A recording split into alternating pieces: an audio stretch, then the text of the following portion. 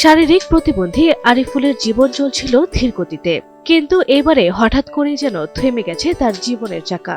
গেল সপ্তাহে মাগরিবের আজান দিতে মসজিদের সামনে ভ্যান রেখে ভিতরে গিয়েছিল আরিফুল। আজান শেষে ফিরে এসে দেখেন ভ্যানটি আর নেই। আশেপাশে সম্ভাব্য সব জায়গায় খোঁজ করলেও ভ্যানটির সন্ধান আর মেলেনি। শারীরিক প্রতিবন্ধী হয়ে যখন অনেকে ভিক্ষাবৃত্তিকে জীবিকার পথ হিসাবে বেছে নেয়, তখন ব্যতিক্রম এক উদাহরণ সৃষ্টি করেছিলেন কুষ্টিয়ার কুমারখালীর চাপড়া ইউনিয়নের ভাড়া গ্রামের যুবক আরিফুল ইসলাম। জন্ম থেকেই তার বাম পায়ে শক্তি কম, চোখেও রয়েছে সমস্যা। ভারী কোনো কাজ করা সম্ভব না হলেও বেছে নেয়নি ভিক্ষার পথ। ভ্যান চালিয়ে পাশাপাশি মসজিদে মুয়াজ্জিমের দায়িত্ব পালন করেই চলছিল তার ৬ সদস্যের সংসার। আরিফুল ইসলামের সংসারে আছে স্ত্রী মমতা খাতুন, ২ সন্তান এবং বৃদ্ধ বাবা মা। তাদের নিয়ে সান্দিয়ারা লাহিয়ানীপাড়া জিকে খালের পাশে এক খণ্ড সরকারি জমিতে বসবাস এই পরিবারের।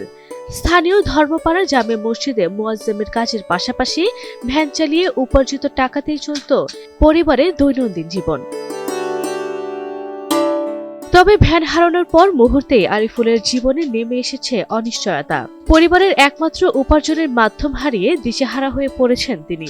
ছেলের এমন অবস্থায় বাকরুদ্ধ হয়ে পড়েছেন তার মা নোমেলা বেগম।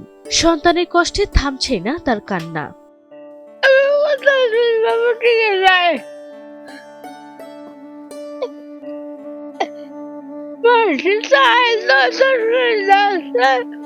হঠাৎ যে এরকম কাজ হবে আমরা ধারণাও করতে পারি নাই।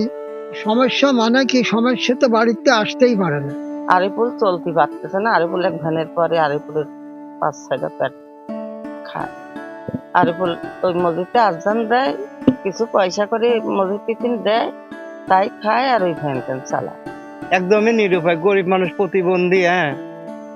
মানে মরজমি করে আমার মসজিদের থেকে মাগরিবের রক্তের সময় চুরি করে নিয়ে গেছে ভ্যানটা। এখন ওর ভ্যানটা হলে ভালো হয় আর কি। আমরা দেশের লোকও একটু সহযোগিতা করতেছি। মোটামুটি ওর ভ্যানটা হলেও মানে একটু চলে ফিরে বেড়াতে পারে, বাড়িতে মসজিদে এসে আজান দিতে পারে না, ভ্যান না হলে পারে। প্রতিবন্ধী হয়েও ভিক্ষাবৃত্তি না করে কঠোর পরিশ্রমের মাধ্যমে জীবন সংগ্রাম চালিয়ে যাওয়ার মানসিকতাই আরিফুলকে আলাদা করে চিনিয়েছে তার নিজ এলাকায়। তাই ভ্যান হারানোর খবরে মর্মাহত স্থানীয়রাও। সমাজের বিত্তবান ও সরকারের সহযোগিতায় আরিফুলকে একটি নতুন ভ্যান কিনে দেওয়ার দাবি জানিয়েছেন এলাকাবাসী। গত বৃহস্পতিবার এখানে ভ্যান ওই অবস্থায় রেখে সঙ্গে সঙ্গে মসজিদে ঢুকে আমি আজান দিছি, নামাজ পড়াইছি, নামাজ পড়ে বড়াই আমি ভ্যান পাই নাই। সবার সাথে সাথে তল্লাশি চালাইছি, তাও পরও ভ্যান পাই নাই। সমস্যাই হচ্ছে, আমি প্রতিবন্ধী মানুষ, ৬টা লোক খানে আলা বাড়িতে, বাপ মা সবাই বৃদ্ধা হয়ে গেছে, একদম বসে খাওয়ার মতো অবস্থা। বাপ মা অসুস্থ, বিছানায় পড়ে থাকার মতো। আমি এই যে প্রতিবন্ধী, এই একাই ৬জন লোক খাওয়াই এক ভ্যানে পর ভাই। ভ্যান চালাইয়া দিন ২০০, ৩০০, ৫০০ এরম মালে ওই দিনই টাকা দিনই খরচ হয়ে যায়। দৈনিক আমার চাউল কিনে খাওয়া লাগে। চলছে মসজিদ কমিটি থেকে মাত্র ২ মণ চাল তুলে দিয়েছে, ওই চালের উপরে চলছে। প্রশাসনিক কর্মকর্তা, সরকারি কর্মকর্তা যারা আছেন সবার কাছে আমরা দৃষ্টি আকর্ষণ করতেছি, এবং আমরা এলাকাবাসীও আমরা চেষ্টা করতেছি, যুব সমাজও চেষ্টা করতেছি পাশে দাঁড়ানোর। আসলে ভ্যানের যেই মূল্য সেটা আমাদের জন্য সেটা ব্যয় বহন করা আসলে এটা দুঃসাধ্য, কষ্টকর। এজন্য আমরা সমাজের বিত্তবান এবং সরকারি দায়িত্বশীল কর্মকর্তাদের দৃষ্টি আকর্ষণ করে বলতেছি যে আপনারা একটু আমাদের মুয়াজ্জিম সাহেব আরিফুল ইসলাম আরিফের পাশে দাঁড়াবেন।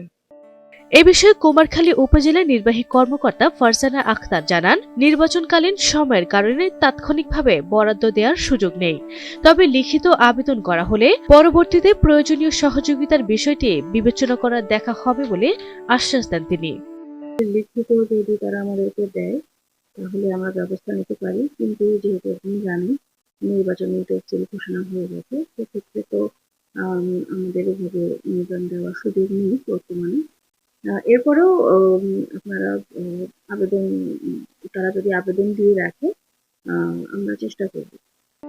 সরকারি সহায়তা কিংবা সমাজের বিত্তবানদের সহযোগিতায় শারীরিক প্রতিবন্ধী আরিফুল ইসলাম যদি নতুন একটি ভ্যান পান, তবে হয়তো আবারও স্বাভাবিক মানুষের মতো ঘুরতে শুরু করবে তার জীবনের চাকা। এমনটাই প্রত্যাশা করছেন স্থানীয়রা।